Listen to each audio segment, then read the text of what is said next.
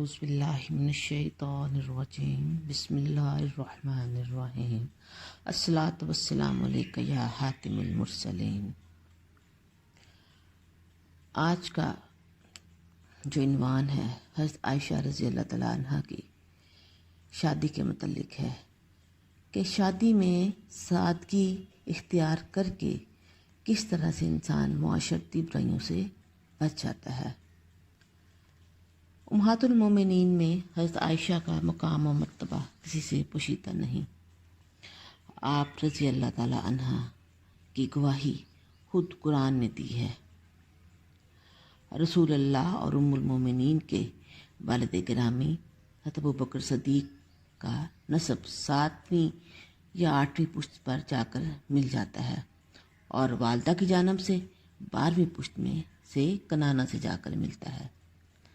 حضرت عائشہ رضی اللہ تعالیٰ عنہ غیر معمولی صلاحیتوں کی حامل تھیں۔ ایسے بچے بچپن سے ہی ممتاز ہو جاتے ہیں۔ آپ کی ہر ادا سے سعادت مندی اور ذہانت جھلکتی تھی۔ حضرت عائشہ کا پسندیدہ کھیل گڑیوں سے کھیلنا تھا۔ آپ رضی اللہ تعالیٰ عنہ مضبوط قوت حافظہ کی مالک تھی۔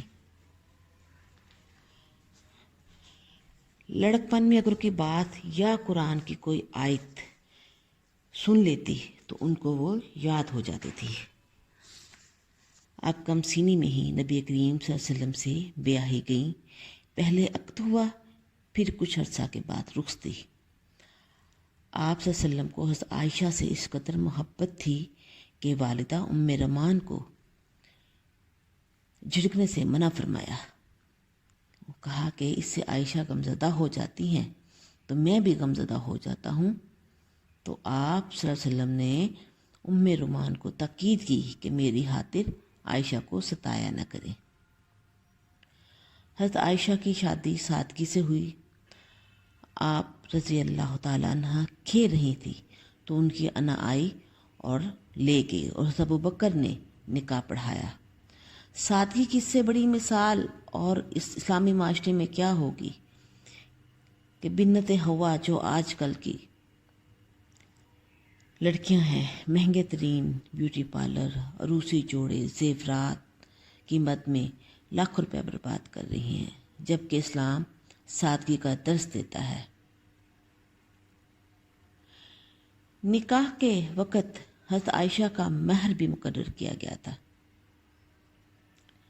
اور جب وقت رخصتی آیا تو نبی کریم صلی اللہ علیہ وسلم کے پاس مہر کی ادائیگی کے لیے رقم نہ تھی۔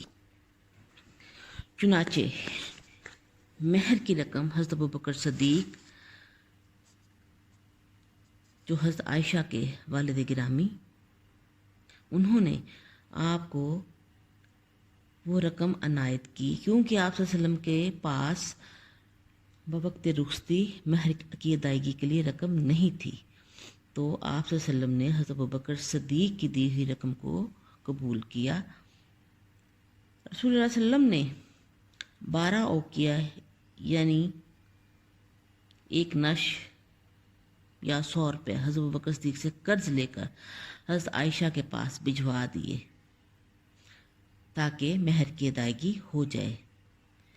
ثابت ہوا کہ مہر کی ادائیگی کس قدر لازم ہے اور عورت کا حق ہے جس کو ادا کرنا ضروری ہے۔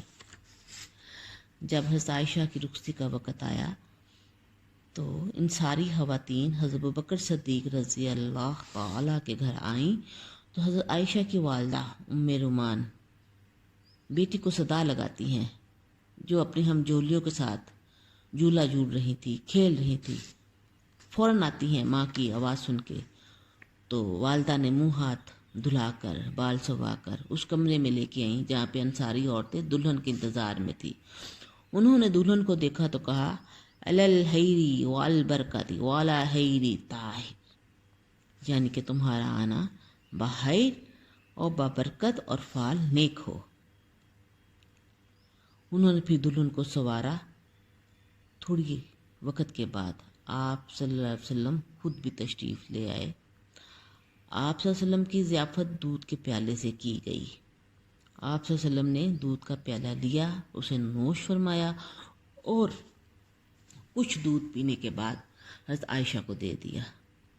حضرت عائشہ رضی اللہ تعالیٰ عنہا گھبرائیں اور شرما گئی۔ ان کی سہیلی حضرت اسماء بنت یزید نے کہا کہ رسول اللہ صلی اللہ علیہ وسلم کا عطیہ واپس نہ کرو، تو انہوں نے پیالہ لے کے تھوڑا سا نوش کیا اور باقی کا رکھ دیا۔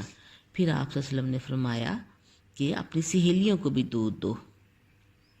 غور طلب بات اس میں یہ ہے کہ شادی کے دوران جو دلہے کو دودھ پلایا جاتا ہے اور پھر دلہن کو اس کا جھوٹا دودھ دیا جاتا ہے، تو یہ سنت رسول اللہ صلی اللہ علیہ وسلم ہے۔ اور حضرت عائشہ جو کہ نو عمر کنواری دوشیزہ تھی، اس عمر میں بہت سے ارمان ہوتے ہیں، لیکن آپ رضی اللہ تعالیٰ عنہ کی نکاح سے لے کے رخصتی تک ہر ادا میں، ہر رسم میں ساتھی کو ملحوظ ہاتھ رکھا گیا ہے۔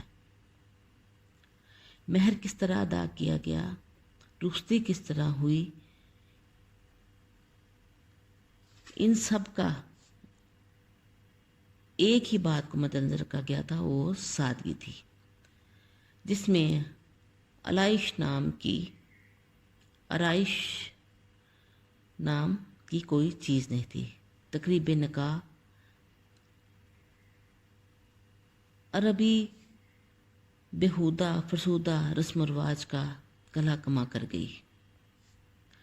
کیا آج کی بیٹیاں شادی میں سادگی کو اختیار کر کے حضرت عائشہ کی شادی کی رسومات کی روشنی میں خود کو سنوار نہیں سکتی؟ آج کی امت کی بیٹیوں کے لیے، بنت حوا کے لیے یہ ایک لمحہ فکریہ ہے کہ وہ شادی کے نام پر کس قدر آرائش اور ذبائش کا اہتمام کرتی ہیں اور بے پردہ ہوتی ہیں۔ ان کے لیے حضرت عائشہ کی شادی کی ابتدائی زندگی یا شادی کا جو معاملات ہیں مشعل راہ ثابت ہو رہے ہیں۔ وآخر دعوانا الحمد للہ رب العالمین، وصدق اللہ العظیم۔